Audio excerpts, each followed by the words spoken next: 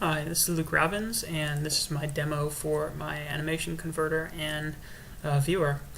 So before I actually show this, show this converter in action, I want to kind of walk you through the kind of code flow and what my approach was to this assignment. So as we get going, the first thing I'm going to do here is just a little sort of thing to get the root word of the file that we're loading up here, just so that I can use that instead of hard coding like macros like humanoid. This is still a bit of a hack, but I figured my next step would just be to add like a -n, for naming, and other things like specifying a number of index channels and stuff like that. But more importantly, moving on from here, as we move into the main part of this here, we'll go into display hierarchy, which is the first of the two. And the first thing we do is we use that name that we read in from the file name in order to just set some settings here. And we'll call the display hierarchy as normal here, using getChild. So we just do the first node, and this will bring us into our main kind of functionality here. And so I'll just hit continue until I hit the points of note that I kind of set here. So instead of just displaying things, obviously we want to pack this data. And so what I've done here is kind of create some of these structs. So hierarchy data, as we can see in here, is just going to have the name of the bone index, parent name, and parent index. So in this function here, what I'll do is I'll take that information, based on the display hierarchy index and the parent index. And the way we get the parent index is I modify display hierarchy to, instead of doing, like pdepth, if a parent calls the recursive function, it calls it and passes in its own index so that all the children from that function know who to point to. So we'll create these two, and we'll fill this thing, and then, just in here, this is more for the humanoid, is if the bone index of this thing is greater than or equal to 0, aka we want to include it, we'll add it to hierarchy nodes. So this isn't exactly a very object-oriented converter here, but basically hierarchy nodes is just a vector up here that is going to store all of those things. So we're just going to push back every time that happens. And so from here, we'll continue, and that'll just keep on looping. So dunk. So that's the second two, and then the third one should push back, and then that'll fill all of that vector. So as we continue here, we'll get to writing the actual hierarchy so that we can pack it into a file. And so all this does is just kind of go through the, allocating a buffer of the proper size based on the number of nodes and the size of a node, and then getting, taking each one of those and filling the buffer with that information. And I did this a long way here to make sure that I was getting it, correct. And then I just did a straight up dump, vector, give me the data, cast it, and that works the same anyway. It's the same memory. And then the next thing I do is I just write it to file. And so what I'll do here is I'll just programmatically name this stuff, as I did with some other functions. I think I did this in my other converter, is I'll build up the names based on the type of data that it is, and I'll write out the bin file, and I'll call vodka to convert to a BLO file, and you can see the string there, vodka, blah, blah, blah, which I programmatically create, and then I just call that. And so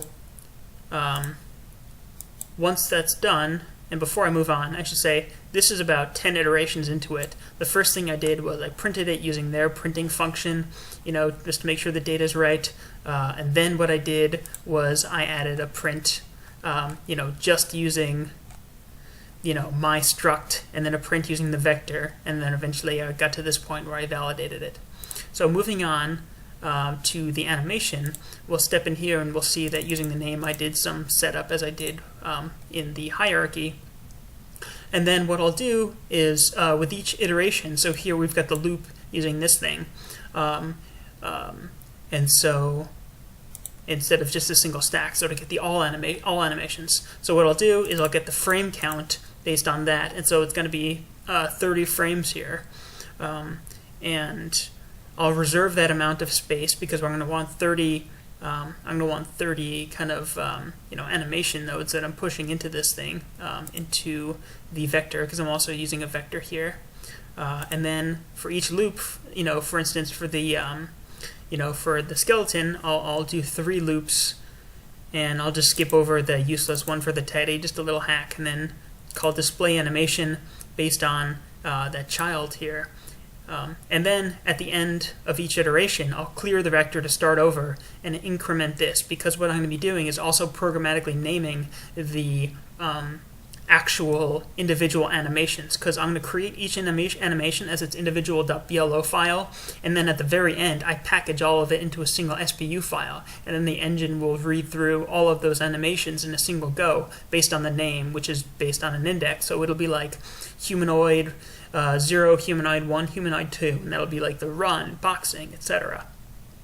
So continuing here, we can see where I'm actually writing the information. I'll get the TRS from these guys, and then I'll convert to radians, and then I'll set the bone values with the TRS. And then we can see in here, I just set TNS, and I create a quaternion XYZ using that vector that I pass in. And this is just, this bone value, sort of bone data, is just the TRS plus a name, plus an index. And then same thing, if the index is greater than 0, I'll push it back.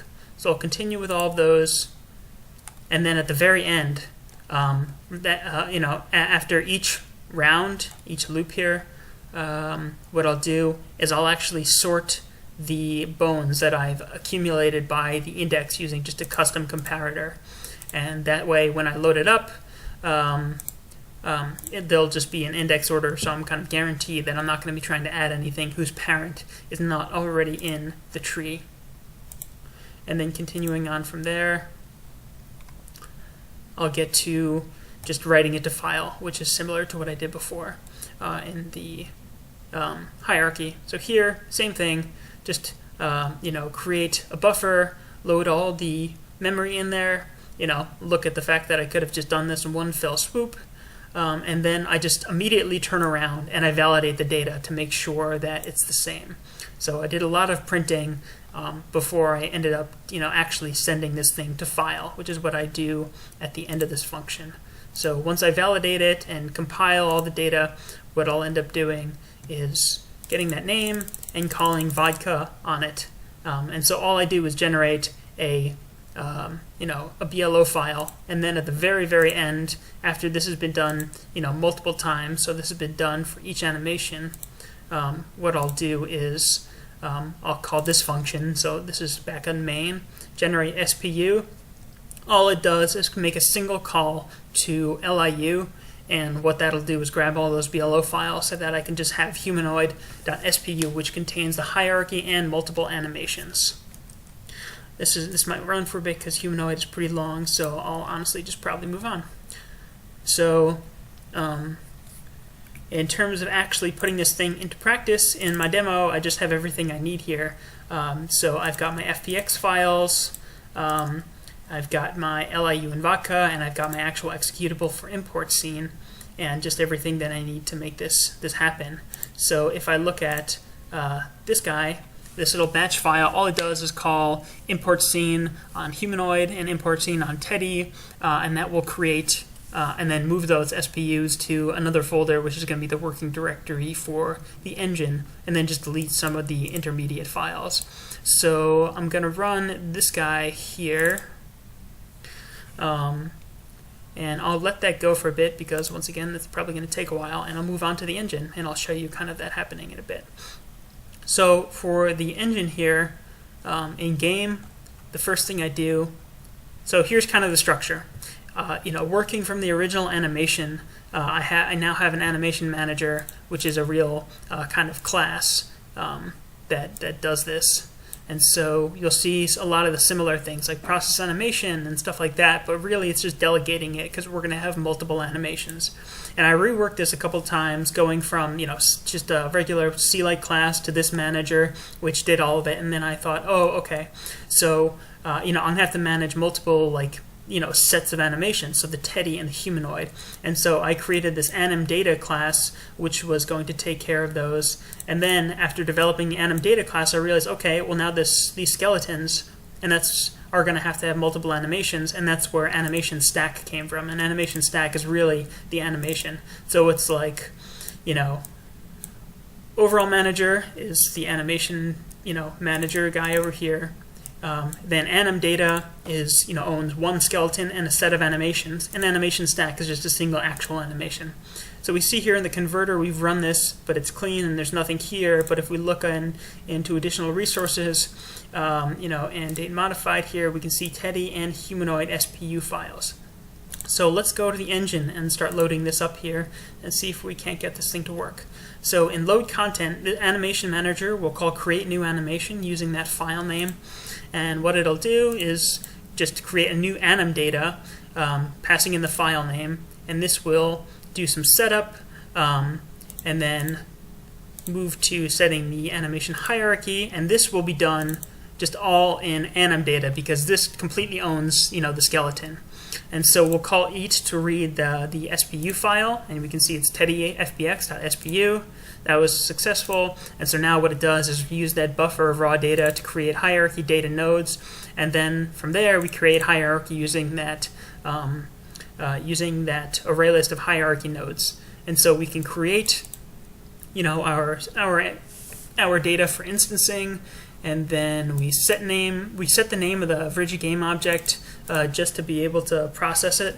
And then we move on to instancing, and we just use the index, the parent name. So what we'll do is in this loop here, we'll search for kind of the parent name in the manager here, and then so here we go. We search for the name based on the parent name, and then we'll add the new node to that parent as a child. And so once we load the hierarchy, we'll set the animation data, and that is what's going to happen is kind of a loop here. So instead of just a single call of eat, we'll have this loop where what we do is programmatically create the name that we're looking for. So we have the file name, which is just teddyfbx. But then, for a limited number of animations, this is just hard set to 3. So this is essentially deciding how many animations you want to have as a maximum. 3 is just what I'm using now, because that's how many we have. So for each one of these, it's going to append that number and search for the corresponding name within the SPU file. So if there's 1, it's going to be teddyfbx0, and the second animation will be teddyfbx1. So here, we found it, and now we load the data. And using that, we'll create a new anim stack, which is just the actual animation itself.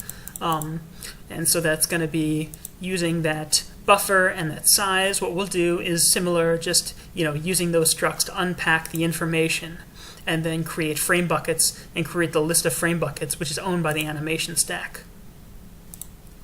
So once that's all done, we'll return, and we can actually get going here in main. So I'll just continue, and then process animation list. What that does is that walks the list of all its anim data. So anim data will be Teddy and humanoid, and each one of them will have its own animation. So it'll go process animation for each one of these, and then whatever the current one is, process its own animation. So anim data, we're looking at what's my animation stack right now. So is it going to be run? Is it going to be box? Is it going to be get shot? So we go process animation. Okay, and now we're in animation stack. And so for this one, if it's Teddy, it's probably going to be the walk animation. And so we use time. We get the relative time. So if the loop is 70 and we're at time 100, it's just going to essentially do a modulus. So now we're at time 30 to get that loop. And then it'll do the regular processing, put it in the bone structure, and then we'll continue. And I'm in Rigid Game Object to show you that, just kind of use a hack, because basically what we do is the animation object looks to see who its parent Rigid Game Object is, and the transform will be determined by that name. So we'll continue here, and then when we actually do our update, what we'll do is animation manager.find animation, because when we create the animation objects as we're loading them up here, what we'll do is we'll actually assign an animation type name to the animation game object. So that'll be in like load hierarchy. And so if we see that or create hierarchy, we'll set parent anim name. So this guy knows that my parent animation is going to be Teddy. And so as a result, we get Teddy's current animation stack. So we get Teddy's walk stack's result frame, and then that's what we use to set the data. And so now we continue to set animation pose, and once again, we just walk the list. And set animation pose is just done in anim data the same way. And we use cur_animstack.numBones because this is gonna differ between animation stacks. And then increment time, I moved all the time processing to the animation manager class, and all this does is just increment the time. And then I have this extra condition where if the time goes below 0, we'll just set it to some arbitrary positive time so that we can begin. So because otherwise, when time goes negative, everything just disappears. So if we continue and we just play this thing, it should work. And so here I've got two animations on screen. I'm just moving with the camera here. We can see this guy running, and if we change the camera angle, we'll see our Teddy just kind of doing his thing over here. And so the next thing I can just show you is some of the stuff you're looking for in the engine. So I need 4 animations from 2 different skeletons. So if we're looking at this, we've got 2 animations. We've got the walk and we've got the run over here, and if I hit N for next animation, oops. Oh, here, okay, yeah. So I put a breakpoint at next animation to show you that all this does is just go to the next animation data stack in the list here. And so now if we continue, as I put another breakpoint, we can see that I've actually changed animations. So we've got the Teddy and the skeleton that were running and walking, and now we've got get shot and just kind of idle here. And then if I hit it again, I mean, Teddy's only got 2, so it'll just go back to walk, but this guy will go to his boxing mode. And we can see some of the other controls. I'll change it again so I can see them more clearly in the running. We can speed it up if I hit kind of the right bracket, slow it down if I hit the left bracket, and if you go below 0, it just puts you at 0, and then you can stop and start again. You can play and pause using the space bar. And the other control you can do is you can reverse it using R, and then R again just to set it going in the right direction. And same thing with Teddy. Go back to walk, and I'm going to hit reverse, reverse, pause, play. So I did the actual conversion. I used the data that I converted. 4 animations with 2 skeletons. With the animated bones, it's got the hierarchy, the keyframe, the translations. It's got play, pause, forward, backwards, fast and slow, and obviously it's looping, as you can see. For this guy, if he's running, and then he's running, then he's running, and I think that's all the functionality that we're looking for here. And just one quick thing before we go to show you is that we are using these 2 SPUs, which were generated at 328, which is when I started this thing, and it's 337 right now, so that was what was just generated as a result. So I think I've got everything working. This was a bit of a bear, but seems to be in decent shape now. Not even really hacked together, so I think architecturally I like the way this was done. It took a lot of reworking. I reworked animation to animation and anim data to including anim stack, but it seems to be working, so hopefully that's all good. Alright, see you next time.